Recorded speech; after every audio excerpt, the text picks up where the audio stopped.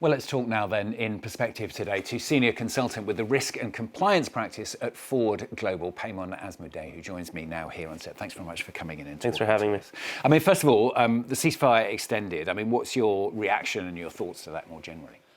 It was expected. So I think there's a calculation on all sides, the American side, the Iranian side, the Israeli side at this point, that going back to the shooting war isn't really in anyone's interest. I think the issue is that on the U.S. side, Donald Trump and the administration and the White House don't actually know what to do at this point, so they're stuck. The bombing campaign didn't work, so Donald Trump went into this war thinking that it would be over in a few days. He told journalists in the U.S., he told people on his staff as much, and then by the time it got to his kind of self-imposed 6-week deadline, and he realized, oh, the regime is still there, they haven't fallen, these decapitation strikes haven't actually worked out the way I want it to, he defaulted to, okay, we're gonna have a blockade. So basically, the Islamic Republic has blocked the Strait of Hormuz. They're not opening it, so we're going to blockade the blockade. And basically, that's left the entire planet stuck, essentially waiting to see if these two sides can come to a deal. And we have a parallel issue of not knowing kind of who on either side is actually fit to negotiate a deal. So I mean, that's crucial. That's one of the things that Donald Trump says in his statement, doesn't he, on Truth Social? I mean, do you think there's a truth in there that it's very difficult to know in Iran who you're talking to, and that there could well be a split within Iran's leadership as well?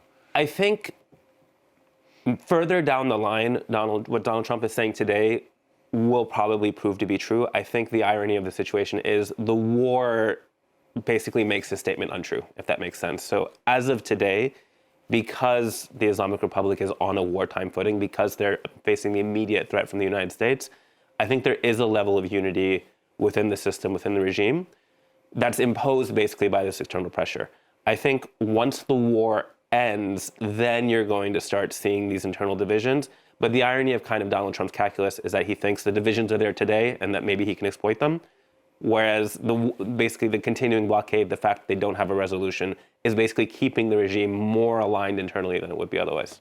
Let's talk about that blockade. I mean, the Strait of Hormuz then still blocked by the US. Presumably, effectively, that means still blocked as well by Iran, which means not very much is going to happen. We can show you a map, in fact, that shows where oil from the region usually goes. I mean, if that remains cut off, what does that actually mean?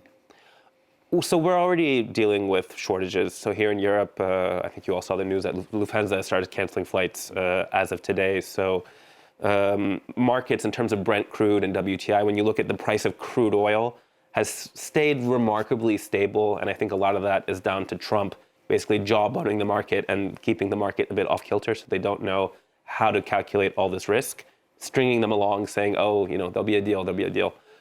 When it comes to refined products, when it comes to jet fuel, for example, that's where we're seeing really the shortages really start to come in. And if this, ceasefire gets dragged out for a couple of weeks, I think we're really going to start seeing the markets realize we need to actually respond to long-term shortages now. And unfortunately, I think you're going to see those prices shoot up. And does that mean for people who are thinking of planning their holidays either now or even later in the year that they should be being very careful about booking flights? As someone who has flights booked for this summer, I'm a bit concerned myself about whether they'll be actually flying. Again, I think it depends on the risk calculus. Unfortunately, I think we're all being held hostage essentially by these two sides when speaking in terms of the global economy. The Trump administration, essentially, based on the latest reporting that's come out this morning, thinks that this blockade is going to make the Iranians cave. They think that keeping this going will force them to concede. The calculus on the Iranian side is, resistance economy, no, we can hold out. And again, the irony of the situation is the fact that they're on a wartime footing probably makes that true in the short term. I think for Donald Trump to actually get to where he's trying to go, a resolution at this stage is probably the best way to go about it. The problem is we're dealing with two sides that are not really in a position to make any concessions right now. So I think the rest of us, speaking about people sitting in Europe, sitting in Asia, sitting in Africa, we're going to have to deal with the consequences. And I want to just specify here, we're talking about oil markets, we're talking about energy. We also need to be talking about fertilizers. So sadly, this war is already having a very serious impact, for example, on on agriculture in Africa. So a lot of people are going to go hungry. You're going to have a lot of crops that aren't being planted. So kind of the knock-on effects on the global economy are going to go much further than just kind of, we're talking about summer holidays, but really the humanitarian impact in other parts of the world is going to be much more serious. It's much more important. Are there alternatives? I mean, we've got another map that we can show, which shows a couple of the pipelines which can get some of the oil out from that crucial area. I mean, obviously the industry is kind of doing its best, I suppose, to adapt right around the world, really, I suppose. Yeah, of course. So when it comes to those two pipelines in particular, so neither of these is a good solution, right? So like the Saudis are already making very extensive use of their east-west pipeline to the Red Sea. The problem is one of the main cards that the Islamic Republic has to play that they haven't played yet are the Houthis. So, and they've mentioned this several times, like that if the conflict continues, if it escalates, and there's still this question of maybe the Trump administration decides to escalate the conflict if they can't force the Iranians to accept the kind of deal that they want, and the Houthis start attacking shipping in the Red Sea again. We saw the example a couple of years ago. We saw just how much chaos that can wreak. So if you have the Strait of Hormuz on one side, you have the Bab el-Mandeb and the Red Sea on the other side, and both of these are basically being attacked by the IRGC or by the IRGC's proxies, then the impact on global shipping, global energy markets is compounded. And I've seen several people talking about the UAE's pipeline to Fujairah. Fujairah is also in striking distance of the same missiles and drones that are keeping the Strait of Hormuz closed. So neither of these are particularly good solutions, unfortunately. You touched on it earlier, but let's talk a bit more about the humanitarian situation, because you've focused as well very much on human rights, civil society as well in the Middle East. I mean, how has that been impacted? It's a very wide question, but how has it been impacted so far? And what do you see as the next big problems, if you like, assuming this impasse continues? So in Iran, at least when you're talking about the humanitarian situation, I mean, we talk about the poly crisis very often when we're talking about Iran. And when you're talking about the Iranian civilian population specifically, they're really beset on all sides at the moment is the issue. So if you remember back in January, you had these mass protests against the regime. You had this really horrific crackdown. You had tens of thousands of people who were killed. There are tens of thousands of people who are still in prison, who are still being held. You've had 18 executions of either political prisoners or people who are accused of spying for Israel since the start of the war. The most recent of those was this morning again. So on the one side, you have this population that's basically being held hostage by a regime. On the same token, you have this external military intervention in Iran, but this intervention is very openly targeting civilian infrastructure. And a U.S. president who is saying, if the war kicks off again, I'm going to be hitting power plants, I'm going to be hitting bridges. There have already been dozens of schools and hospitals that have been either directly hit or impacted by the bombing campaign so far. I mean, you've had 13,000 U.S. airstrikes on Iran since the start of the war, basically until we got to the ceasefire. I mean, you've had hundreds of billions of dollars worth of damage to the civilian economy in Iran. The industrial base has been severely impacted.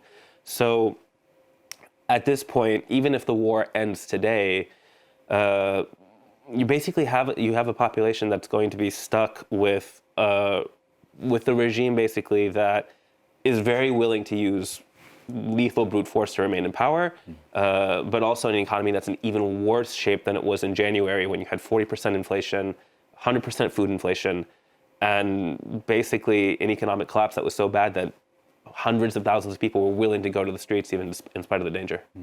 How do you do your job at the moment? I mean, it must be incredibly difficult knowing how on earth you can analyse a situation which, as you've said, changes almost from day to day. But trying to advise businesses, trying to advise companies on where they should go, what might be a good idea, it must be incredibly difficult. The Trump administration makes this especially uniquely difficult when you're dealing in the Mideast, because with previous U.S. administrations, there was a level of predictability in terms of the decision making. You could look at, what the Bush administration, the Obama administration, or the Biden administration was thinking, and you could get more or less a good read on the calculus. Donald Trump's administration prides itself on its unpredictability. It prides itself on using these as negotiating tactics. So very often when we're advising clients, we need to kind of make it clear to them that if you're responding to every tweet, if you're making decisions based on basically each of the 20 posts that he makes on Truth Social every morning, it's not going to help you kind of in the long term mitigate against the risks in the region. That being said, I don't think the war has really. I think the war has gone in a pretty predictable way thus far. And obviously, a lot of our clients are very exposed in the Persian Gulf, whether it's in the UAE, whether it's in Saudi. We work with companies a lot across many different sectors. And the region is going to basically need to reconstruct. It's going to need to rebuild. There's actually going to be a lot of opportunity. Is of course the irony of conflicts is that there's always a lot of opportunity that comes after the fact. The question is basically navigating from point A to point B and making sure that you're not basically taking too much damage in the meantime.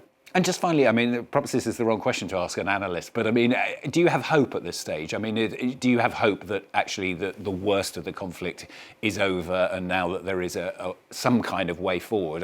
Leaving obviously in its path everything that's gone beforehand in the last few months. I do, and this might be a bit rare to hear, but I think actually in the next year or two moving forward, we might be looking at a new equilibrium in the Middle East that's going to be a bit more positive at minimum for, not just for business, but even for populations in the region. So the start of this conflict on February 28th, when Israel and the US started bombing Iran, they killed Ali Khamenei, who was one of their first targets. And Ali Khamenei had been ruling Iran for almost 40 years with an iron fist, and was really seen as this block on any kind of reform, on any kind of internal change. There's a lot of rhetoric now saying that, the regime is more radical. This has empowered kind of a new generation of more ideologically committed, younger military officers.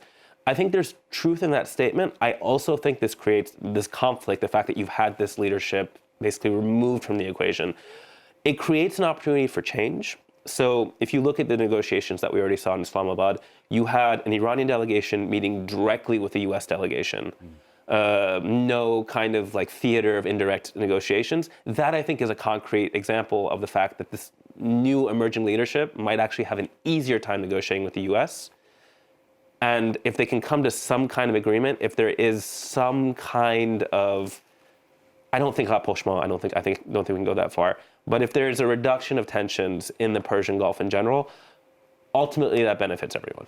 Good to have you with us on the programme today. Thanks very much for joining us. Paymon Azmoudeh there from Forward Global joining us for today's perspective. Appreciate it.